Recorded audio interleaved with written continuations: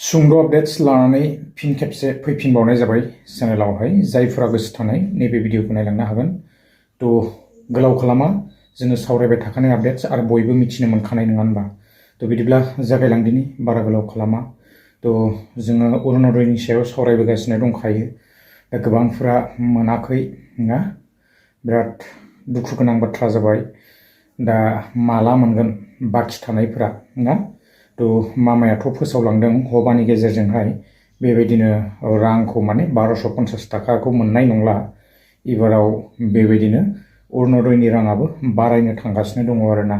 थ' जोङो नेनानै थायोब्लानो जाबाय थाबैनो मामाया बारायनानै होगोन अरुण'दयनि रांखौ आरो जायफोरा मोनबाय थायो मोनगोन आरो गोदानै एप्लाइ खालामनो साननायफ्राबो एबारावहाय नेक्स्ट टाइम आरो बेबायदिनो एप्लाइ खालामफिननो हासिगोनलाय निश्चय आपडेट्सफोर फैगोन। थ' गोबांथार मोनैफोर दं मामाया बुंलांखादों जायफोरा माखासे मानिया मोनाखै थ' बिसोरनोबो होगोन होननानै ना। थ' आङो एसे क्लिप्सखौ होनानै होगोन। दा बेबायदिनो इलेक्सननि माने केम्पिंआबो फैगासिनो आरो बे केम्पिंनि गेजेरावहाय मिटिङाव मामाया बेबायदि बारायगोन आरोना।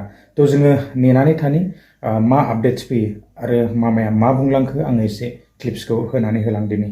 थ' आङो भिडिअखौ बेसेखिनिखौ लाना फैदोंमोन क्लिप्सखौ होनानै आङो भिडिअखौ बेसेखिनियावनो फोजोबबाय। गोजोन्थों।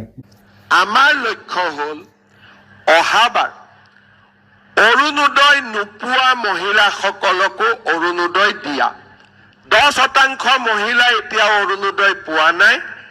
আমি অৰুণোদয়ৰ সংখ্যা বঢ়াব লাগিব আৰু অৰুণোদয় টকাৰ পৰিমাণো বঢ়াব লাগিব। বছৰৰ মূৰে মূৰে টকাৰ পৰিমাণো বাঢ়ি যাব লাগিব। ইলেকশ্যনৰ মিটিঙত মই তাৰ বিষয়ে ক'ম যে অহাবাৰ কিমান টকা আপোনালোকে অৰুণোদয় পাব, কিন্তু আগতকৈ বেছি পাব লাগিব।